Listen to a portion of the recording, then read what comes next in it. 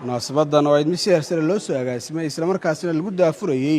dooro cilmiyeed muhiim ah oo lagu baran doono 4 fanni oo ka mid ah funuunta diinta islaamka muddo gaaban ayaa maanta laga daafuray Masjidul Rahmaan oo ku yaala xaafadda Ex Control Afgooye degmada Dharkiinle ee magaalada Muqdisho.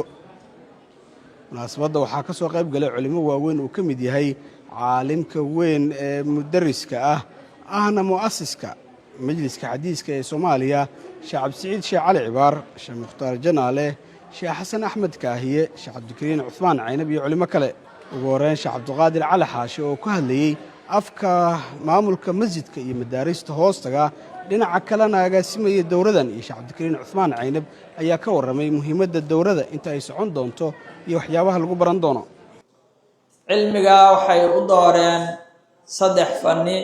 fanniga naxwada, fanniga aan iraahdo carabiyada oo ay ka soo qaateen fanniga naxwada iyo sarfiga,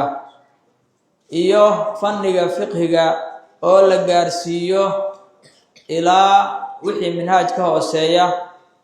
muxuu ahaa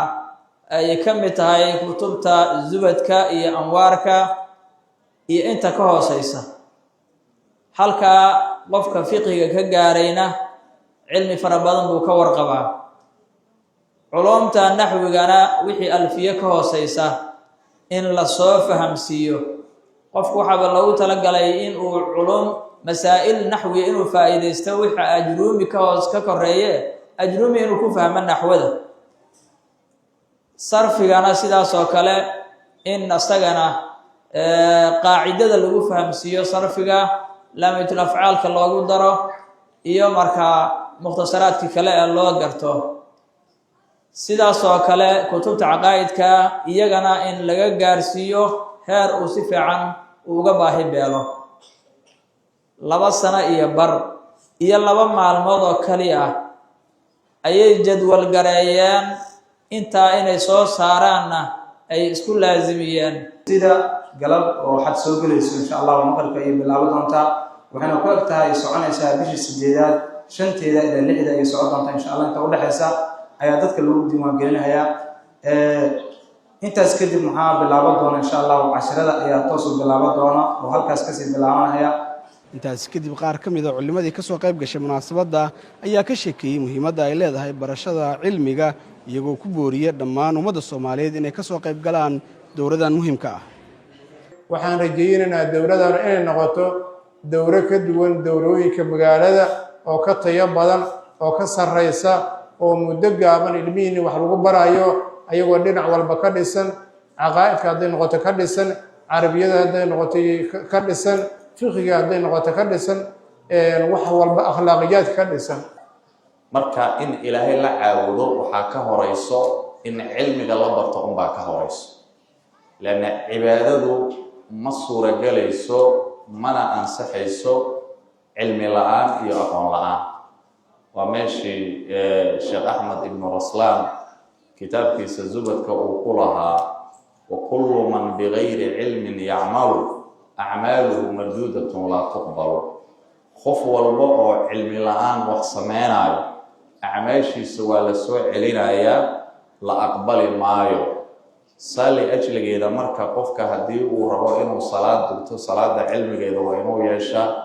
hadduu rabo inuu soomo soomka cilmigiisa waa inuu yeeshaa, hadduu rabo inuu xajiyo xajka cilmigiisa waa inuu yeeshaa, hadduu rabo inuu zaka bixiyo zakada cilmigeeda waa inuu yeeshaa. wahaakada camal walba uu qabanayo cilmigiisa iyo aqoontiisa inuu yeesho. dadkaana waxaan leenahay loo keenay yacni dowrada loo keenay waqtiga gaabanna la rajaynayo inay yacni wax lagu baro ha ka faa'iidaysteen oo rag iyo dumarba ha ka qayb qaateen. waxaa weeye jahligu waa mugdi, cilmiguna waa nuur. adduunyada tan la sii joogi maayo. adduunya waa daarul camal, camalna cilmigii u baahan yahay. marka aakhirana waa daarul jaza, waa meesha la isku amaal marinayo. marka aan ku dadaalno cilmiga barashadiisa. waalidiinta waxaan leenahay war dadka ilmaha la keensa diinta la baro. war ogaada maalinta qiyaamada waxa laydin weydiinaya ilmaha raashinkoodii iyo dacaamkoodii waa ka weyihiin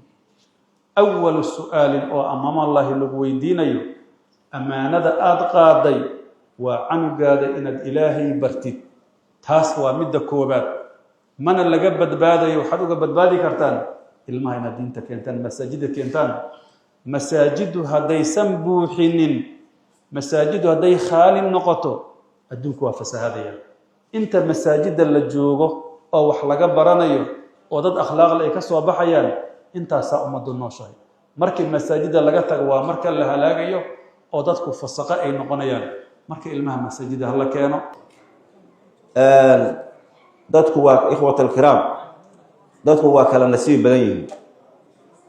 dad waxaa jira magaalada jooga oo hadday doonaan masaajidka khayrkaan ka socdo makarofankan daaran maqlayo deris la ah laakiin hanuunkii iyo hidaayadii ay ku soo doonan lahaayeen cilmigan aan haysan oo meeshaas maaragtay ku qadsan way jiraan waa nasiib daro waxaa kaleetoo jira mid maaragtay gobol jira oo cilmigii inuu barta rabi lahay laakiin fursaddii uu meeshii uu lagu bari lahay cilmiga ku tegi lahaa la waa waxa weeye nasiib darro kale waayo isaguna waxaa jira